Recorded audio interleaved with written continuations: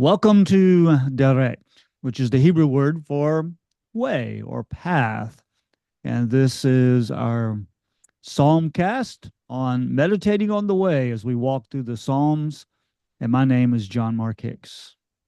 And my name is Bobby Valentine. We do want to welcome you here to Meditating on the Way as we think about how God invites us to a particular way of being before Him and living in His good creation. And today we're going to be thinking about our role in that in Psalm 8. It's such a wonderful, wonderful hymn. Yeah, So, Psalm 8 welcome. is the first hymn of praise in the Psalter. And it's situated in a very, it's helpful to know exactly how the editor put this together and where he put this particular first hymn of praise. So, Bobby, give us an idea of why Psalm 8 is where it is or what its context is in this first Okay, book of the Psalter. absolutely. As if you've watched our program before, you'll remember that the book of Psalms is divided into five smaller books on the analogy of the Torah. And Psalm 8 is in book one. Book one is introduced by Psalm 1 and 2 to sort of orient, give us a lens in order to read the whole book, an invitation to a certain way of life, orientation towards God. When you get to Psalm 3, 4, and 5, and 6, rather than having joyous praise like we would expect from the book of Psalms, we have laments. We have things that are expressing that the world is not quite right. On the other side of Psalm 8, that is in 9 and 10, which most scholars believe are one psalm, and then in 10 and 11, and you get to 13, and you get the classic lament. And it just seems that the world is filled with the enemies of God, which Psalm 2 already told us about. And that the world is filled with injustice, especially the poor and the widows and the aliens are mistreated. And for the psalmists, those are the stuff of nightmares. Since today is Halloween when we're recording this, it is the stuff of nightmares. It should give us a bad dream that this is going on in the world. But most of the time we make peace with it, but the Psalter doesn't. And the editors take Psalm 8, which is, as John Mark said, the first hymn. It proclaims several things. It proclaims that God really is king. It reminds us of how God created the world, he's subduing his enemies, and he has placed humanity as a royal figure, as a king, a priest within this creation to counter the chaos that's in the world. And this is going to tie back into Genesis 1, where God subdues the chaos and produces shalom. And Psalm 8 reminds us of what the world is supposed to be like. And it invites us to participate in making that world a reality by recognizing the kingship of Yahweh over all the world. And that's why his name is majestic. It is a powerful text, and Psalm 8 really is out of sequence. It is Mhm. out of place in this from 6 to 10. It just sticks out Well, like a neon light. yeah, we might think of it as kind of a peak in the midst of all these laments. It's That's a kind right. of a peak moment. So, for example, in Psalm 3, which we talked about earlier, there's a deliverance comes from the Lord, right? So, Deliverance comes from in all these Psalms, there is a sense of, okay, there's a horizon in which God can come as deliverer and God can come as the judge. But when we're living in the middle of the lament and we're surrounded by the violence and we're surrounded by the injustice and we're surrounded by death, then it's hard to see that. It's It hard to see is. God. Yeah. So it's kind of like we have this flat world of darkness and lament and hurt and pain. And then Right. kind of in the middle of these series of laments, we have this peak mountain that Yeah. says, whoa, remember who Yahweh is. Exactly. Yahweh Exactly. is this transcendent heavenly reality, and Yahweh is involved, and Exactly. Yahweh um, has representatives in the world. who are Exactly. supposed to be standing up for justice and Exactly. for life and for the oppressed. Yeah, So, I like your image of the flatness there and the mountain sticking up. Here in the bay, it's really flat, but we have this one hill. It's about 3,800 feet high. It's called Mount Diablo. And on top of Mount Diablo is a lighthouse. You mm, can see it all over Northern California. And so maybe Psalm 8 is like that. It's got a lighthouse on top of that mountain, and it reminds us, it orients us to the people yeah, around that psalm of how God intended us to actually treat them, how God sees our neighbor. They are not trash. They are not bad. They are not whatever. They are people who reflect his image, and they are royalty and ought to be treated in such a way, regardless of who they are. And our day and time, many times the down and outs or the are the same as in Israel. They are the poor, they are the impoverished, they are the aliens, they are the the immigrants. orphans, Mm, that's right, and it says, okay, you God sees these people in a certain way. You are to see them in the same way. right. And it sticks out like that lighthouse on top of the mountain and kind of reorients Yeah, us and says, okay, head yeah, towards that. the all that So lament, all that flatness doesn't overwhelm who God is. God is exactly, still this majestic one who exactly, rules over all things. God is still king, even though the world has gone a little exactly. crazy and a little haywire. So when we read this psalm, we got the first verse and the ninth verse saying the same thing. Got this um, Yeah, hymnic refrain, you might say. But then in the between, we have this really short verses at the end of verse one and then verse two, this little short thing that we're going to talk about. It's really hard to describe it. But then we get the creation story of humanity and yeah, how God is invested in humanity. So we get the opening and the closing, and then we have these two sections yeah, that will walk us through what what our role is, what the absolutely. human role is, and what God's Yeah, role is. Right. yeah. So let's read the psalm, Bobby, and Okay. let's listen to the word of the Lord. Yeah, let's Psalm 8. To the leader, according to the Gittith, a psalm of David. O Lord, our sovereign, how majestic is your name in all the earth. You have set your glory above the heavens. Out of the mouths of babes and infants, you have founded a bulwark because of your foes, to silence the enemy and the avenger. When I look at your heavens, the work of your fingers, the moon and the stars that you have established, what are human beings that you are mindful of them, mortals that you care for them? You have made them a little lower than God and crowned them with glory and honor. You have given them dominion over the works of your hands. You have put all things under their feet. All sheep and oxen, and also the beasts of the field, the birds of the air, the fish of the sea, whatever passes along the paths of the sea. O Lord, our sovereign, how majestic is your name in all the earth. The word of the Lord. Thanks be to God. Well, Such a that is a well-known text. If you know anything about the Psalms, it's absolutely. one of the primary Psalms that people tend to know about, and it's one that takes us back to Genesis 1. It And it does. also takes us forward to the Messiah, especially in Hebrews chapter 2, where this psalm is Right. quoted and Jesus is brought into the story of this psalm. So, but the beginning is the majestic reality of God, the Exactly. glory of God. Uh, Mhm. your name is majestic and it's powerful.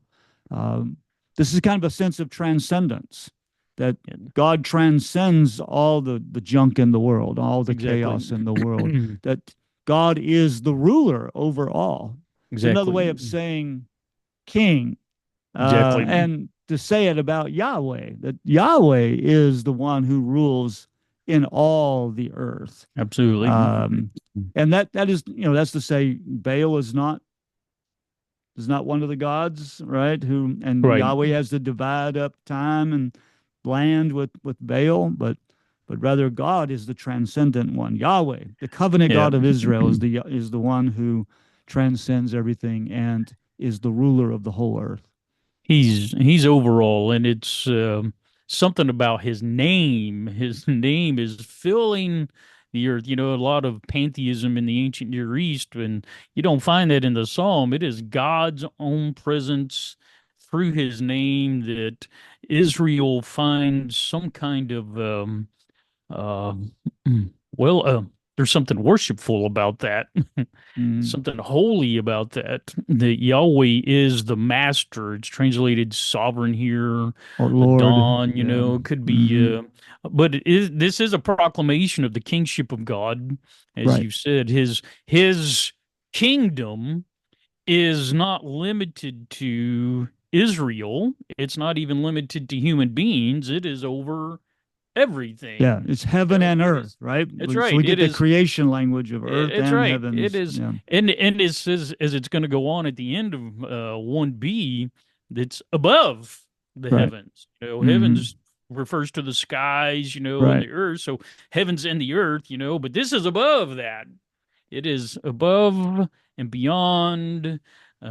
Everything is subject to the God of Israel, and that's man, that's a powerful statement. And and coming from Israel, which was about the size of Contra Costa County, that's a profound statement Or the size in of ancient Israel. Nashville to So Cookville, in yeah, Tennessee. I mean, it's a small space. It's really it is small. a small And then the space. claim that the God of Israel is the God over all Exactly. the earth Yeah, and all the heavens. I mean, that's quite a, but it's a claim that comes in the middle of all this struggle that Israel is having absolutely. in Yeah, chapters 3 to 7 and chapters 9 to 14, the yeah. struggle and the lament.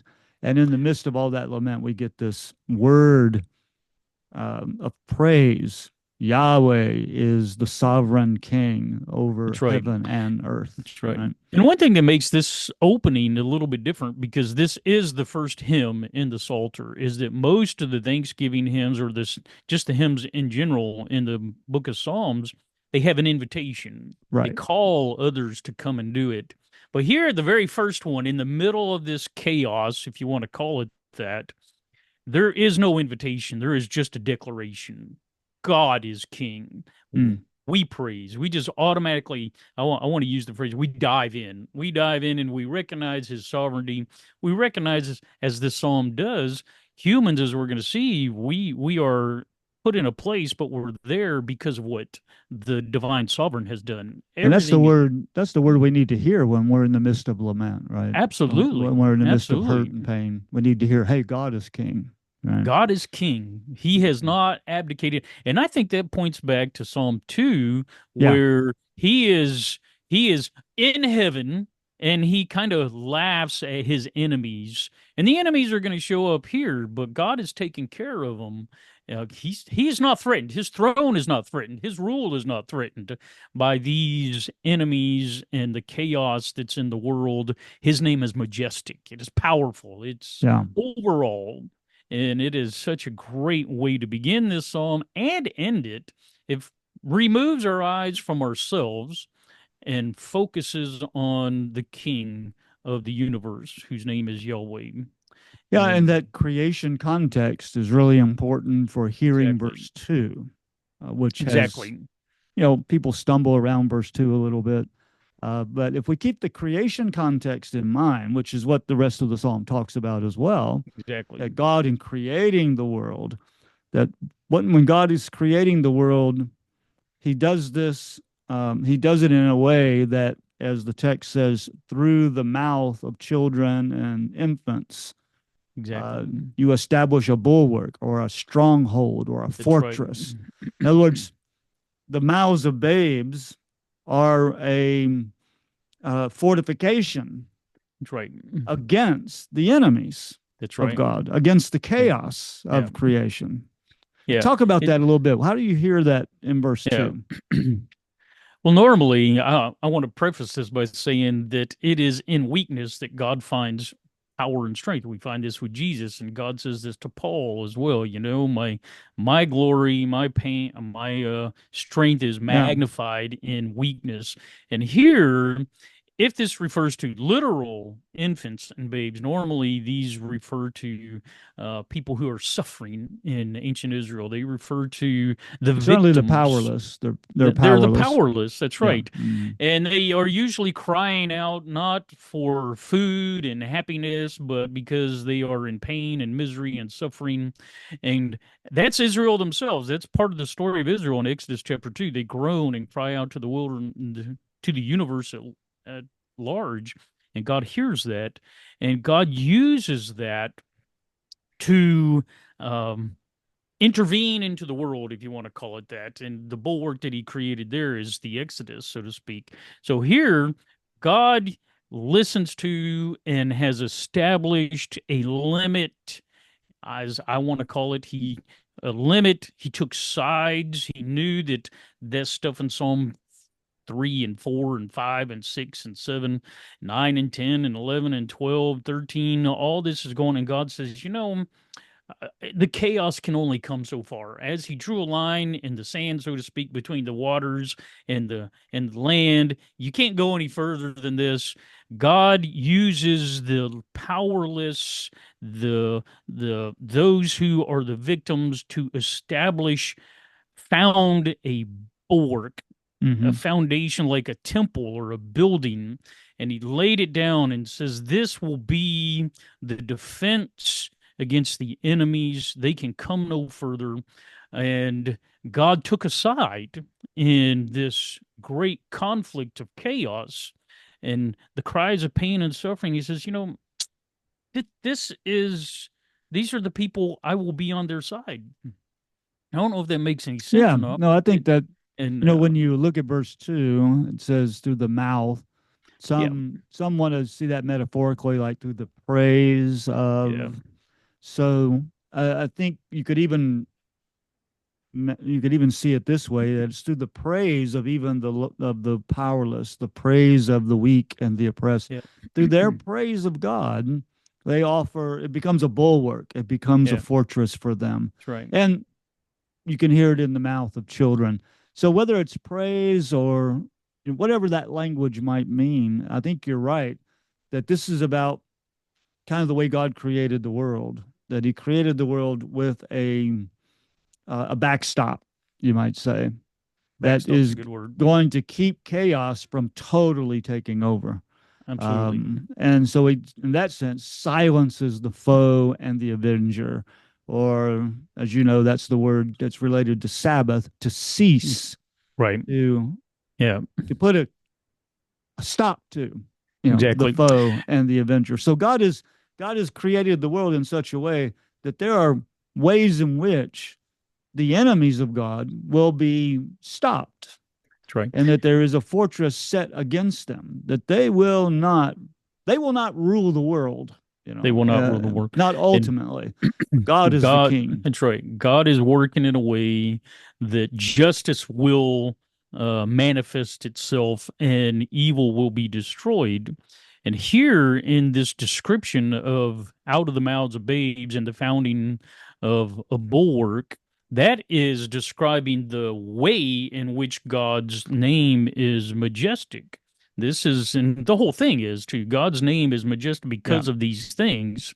And And at it's the the mouth that does beginning, that. yeah, Yeah. at the beginning, God, as the human story begins, God has already established a bulwark. He's already taken, in some sense, the history of humanity into uh, account and chose to side with the least of these, the widows, the Hmm. orphans, Hmm. the aliens. And these are people who show up over and over. I call them the Right. biblical Trinity besides Father, Son, and Spirit, that they're everywhere in the biblical narrative. And these are the people that, you are called to mirror God's own values back into the world because I have founded a temple and a bulwark against the frenzied foes, if you want to call it that, through these people, through the Yeah. least of these. And Yeah. that's how I've chosen to operate in the world. And I Well, think I it's think that powerful. that leads us into how God considers humanity, how God is invested in humanity, Yeah, because God has absolutely. shared God's rule with humanity, and that rule is supposed to be the rule that hears the mouths of the babes and the Exactly. children, that hears the cries Exactly. of the oppressed. In other words, we're partners, junior partners, but partners with God in God's reign in the world. And so we are called into that same way of having a relationship with the world or ruling the world or shepherding the world, Exactly. whatever Yeah. language you want to Yeah. use. So and that's where the Psalter here, the psalmist is just awed by the fact that that's our role, that we have that role in the world. Absolutely. Exactly. So let's get into verses 3 and 4, but verse 3, you get this majestic kind of picture when you think about how big everything is, Right. but you created it with your fingers. You it Exactly. didn't take a lot of effort on your part, but you created it with your fingers. But it is huge, and you have set this whole cosmos in place, and yet Exactly. in the whole cosmos, this is what you set your mind on to visit, to invest in human beings. Exactly. Yeah, the poetic language here is, I think, brilliant. The contrast is between God and the heavens. The heavens are magnificent. They make us feel small, but the heavens are so small compared to God that he can use his fingers, his Yeah, divine digits to right. manipulate and create the world, do what an architect would do in the ancient world, building that temple that is referred to, or that building. But we are so insignificant compared to, I mean, when you actually go outside and you look up at the Milky Way or the moon or whatever, and you do get this innate feeling that these things are just so far away, um, that we're Hmm. nothing. How can we Right. even fit into the divine or any kind of plan? I mean, and it is overwhelming. And so this magnifies the greatness of God. First of all, God is amazing. He's majestic. He's in the Right. whole Above creation. all the But above the heavens, right? Hmm. this is His work. I mean, there in verses 3 and 4, everything is divine action. It is God's, God's, God's, God's, God's. And at the same time, it is He who is mindful. He remembers us. He remembers humanity, um, and uh, thinks of us. I Yeah. mean, Yeah, when you I got like that word remember, because it's like this huge universe, which yeah, now in our modern era we can see how huge this thing is, right? it And we're is, still yeah, even trying to get our minds around how big it is. yeah, But out of this huge space, God remembers humanity, remembers, which is a loaded word, right? it Because is a loaded word. to remember is not only to take notice of or to bring to mind. It is to invest in. It is to care for. It is to um, be in relationship with. I mean, that word is like remember the Exodus. It Exactly, exactly. has a slogan kind of feel to it. So God Yeah. remembers us. Whoa, Well, who are and the we? Who word are we that is God would remember us?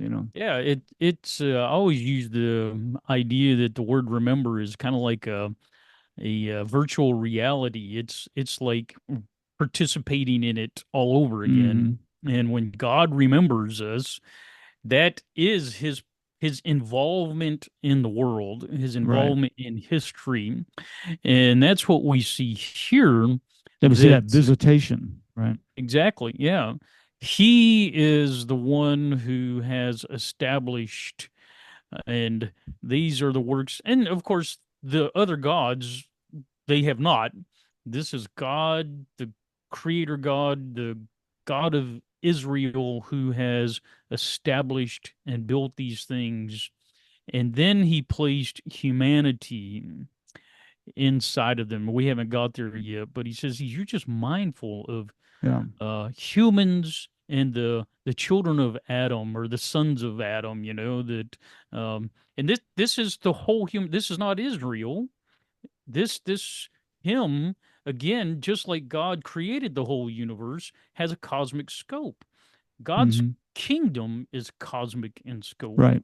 and Yeah, he this is cares for taking us all back, humans.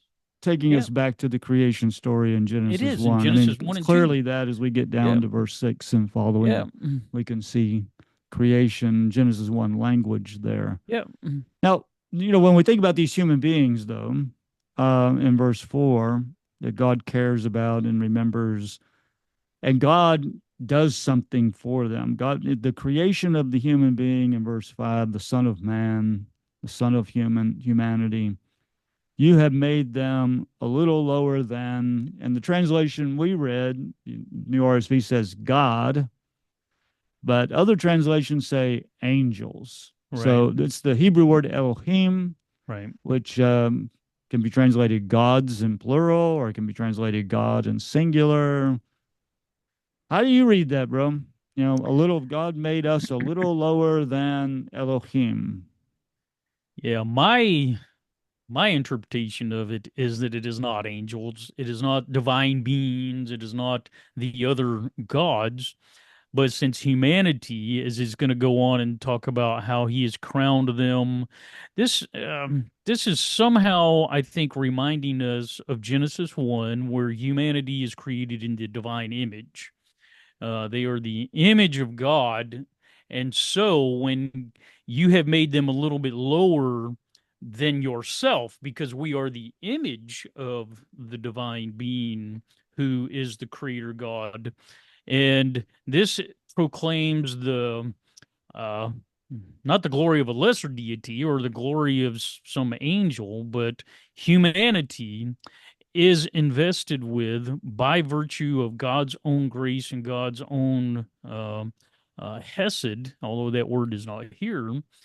This is how his majesty is made manifest in the world, is through these beings that look like him and function in some capacity like him.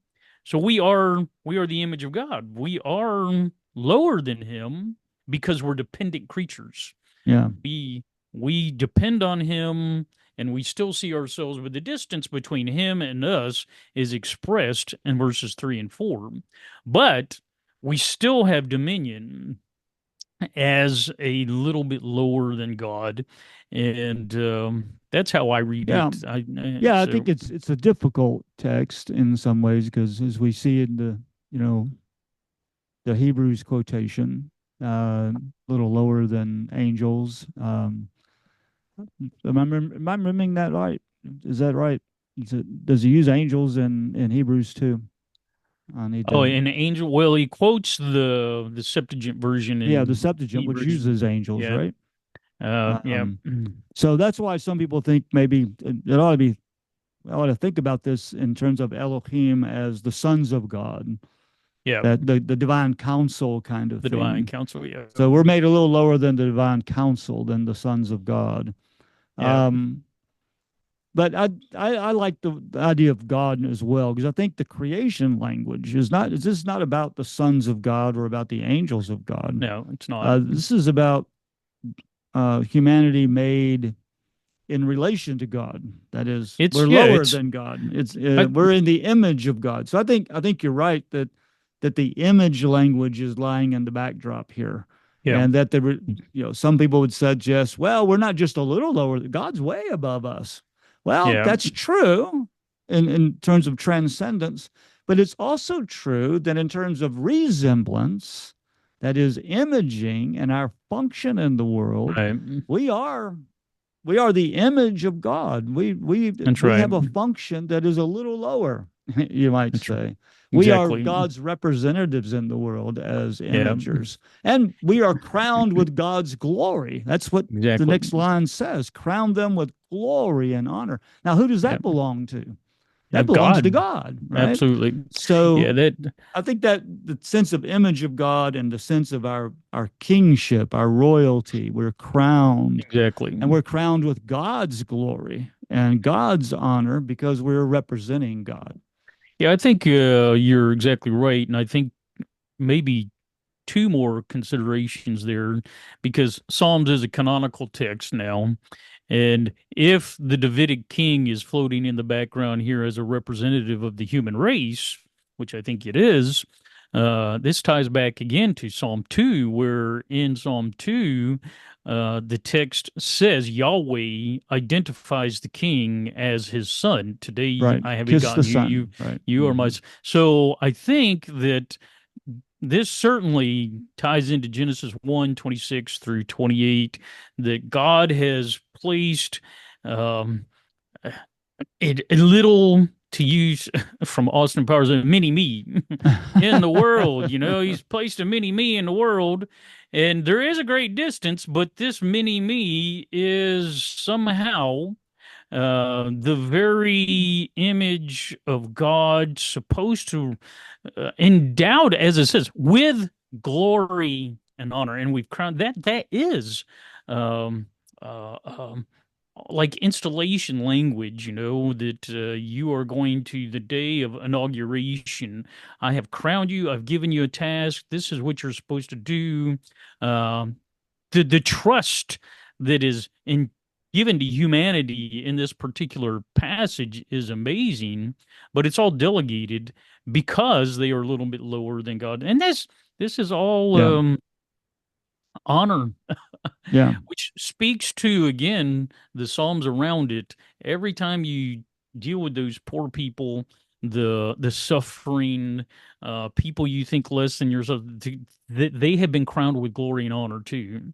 So And in Hebrews 2, verse 7, where quoting the Septuagint, the Hebrew writer, the preacher there, as you call him, the sermonator, yeah, uh, does use angelos, right? So yeah, he thinks he's going to use the word angels.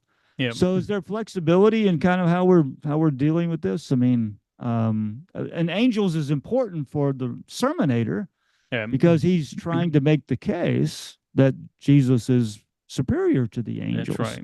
So for a little while, he was made lower than the angels, but then he was exalted above them. Exactly. So Yeah. angels suits his argument, right? You might say in Hebrews 1 and 2. Yeah.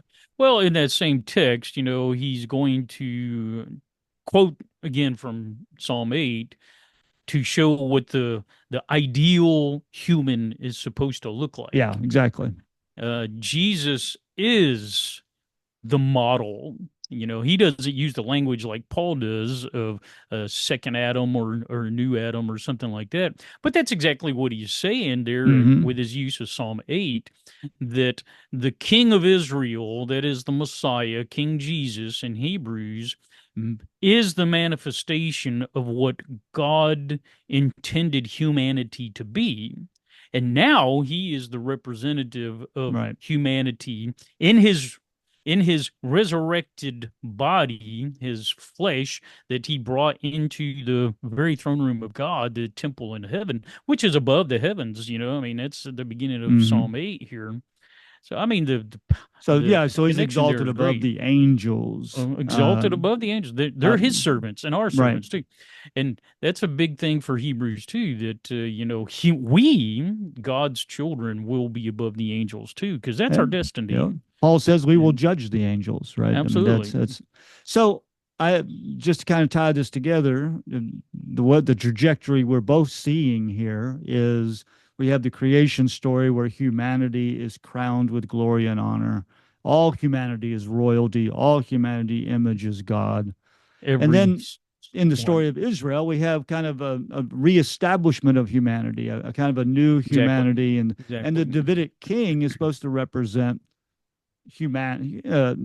that royal dimension of the human vocation. Exactly. But in the garden we failed, in the Davidic king we failed, and so now we see Jesus, who Now we was see made a little Jesus. lower than the angels, a little lower, um, and now has been exalted to the right hand of God. We see the authentic, we see the true humanity in this Exactly. new humanity of the resurrected Christ who sits at the Exactly. right hand of God.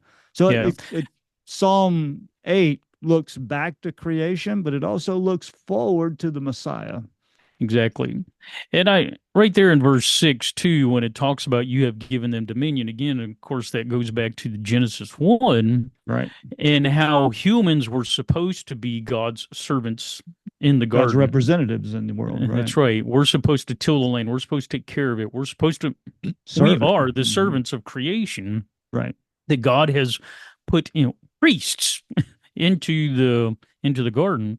At the same time, when we read that call of humanity is, it also reminds us again, as you've said, with how we failed and how when we do not rule the creation well in the way that God does, creation suffers. And so that reminds me of like in Romans chapter 8, where Paul says that creation is eagerly awaiting or living in anticipation for humanity, their glory to be revealed.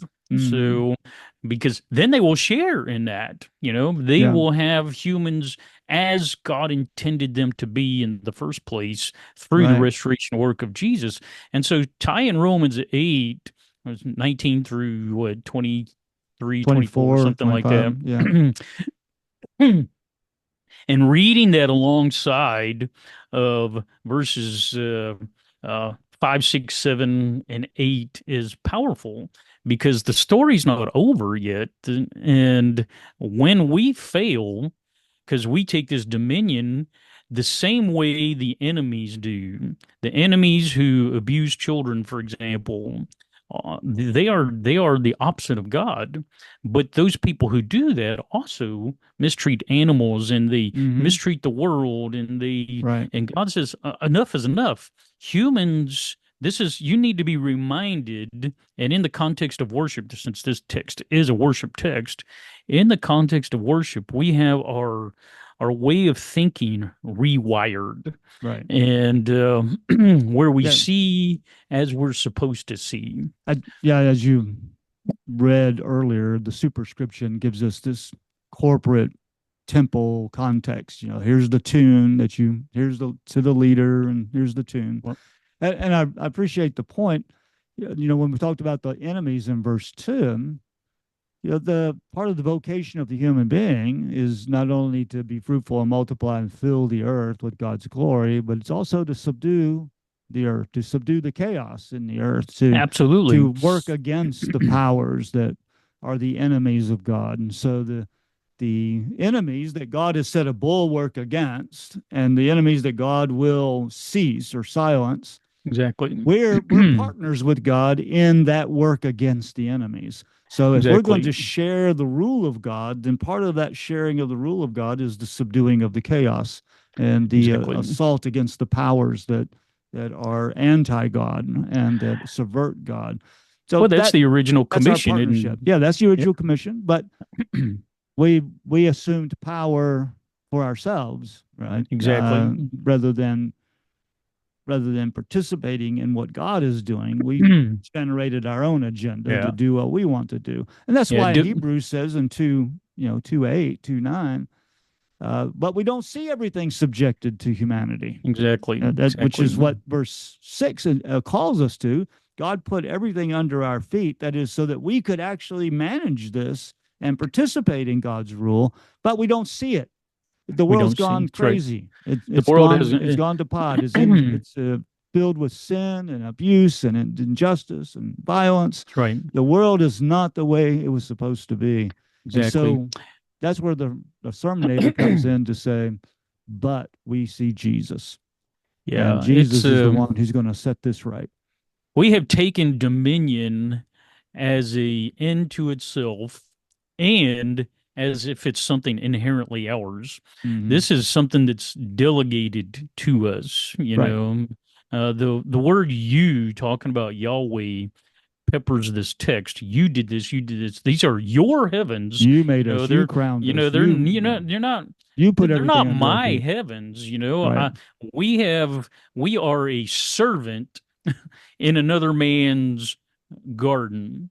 And our job is to take care of that.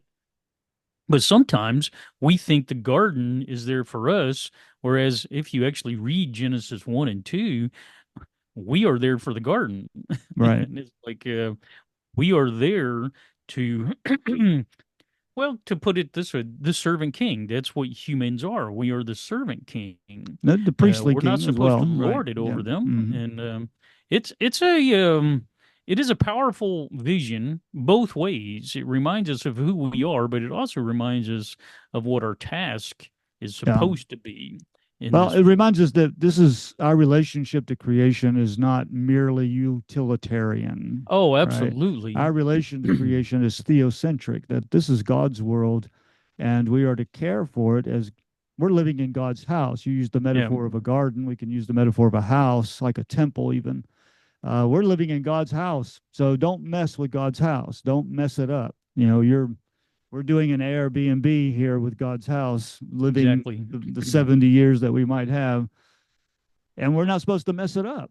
That's We're right. supposed to care for it and make sure, as we go back up to verse 2, that even the children and the infants have a voice and Exactly. that they are Exactly. not suffocated by the chaos and the Exactly. injustice in the world.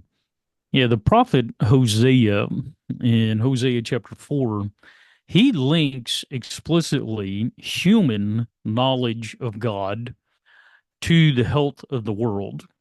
And when there is a lack of knowledge of God, he says that not only is there murder and lying and adultery goes through the Ten Commandments there, but the fish in the sea, which are mentioned here, die. Mhm. The the fields suffer, and the animals are suffering themselves. The land is dying.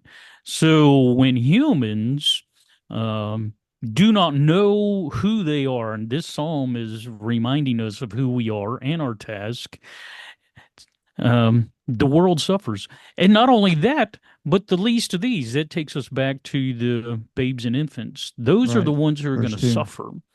In most of our wars around the world, whether it's Ukraine or whether it's Gaza or World War II or whatever it is, the biggest share of uh, casualties in any war is not even the soldiers. It is non-combatants. Most of the time, it's people who are running for their lives, and God says, Women and "Yeah, children. Yeah. women and children, Right. they are the ones who suffer."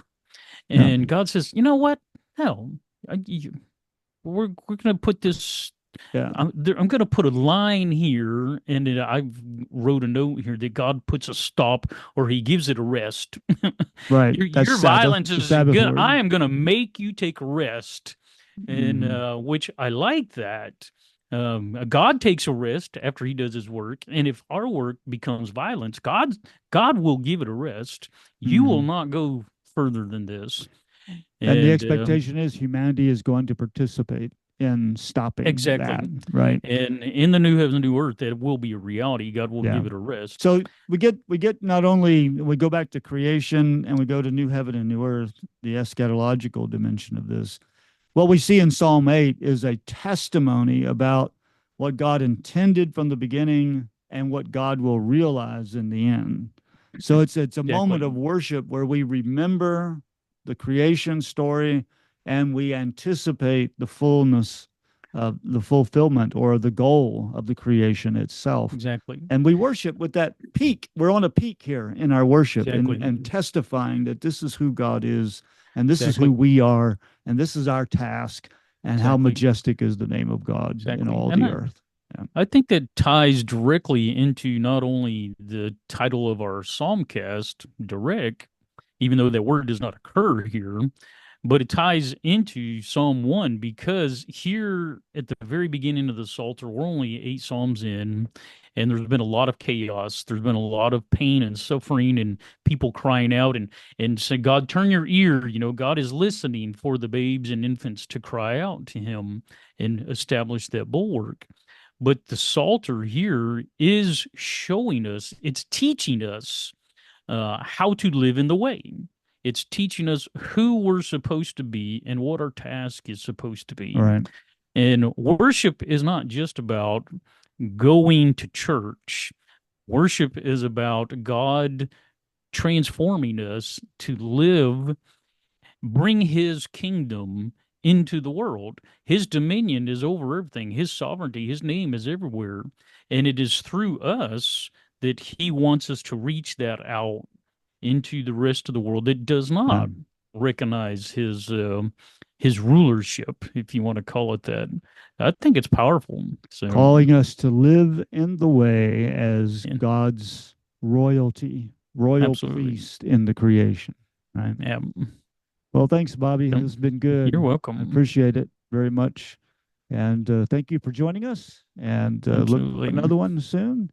May the grace of our Lord Jesus Christ and the love of God and the communion of the Holy Spirit be with us all. Amen. Amen.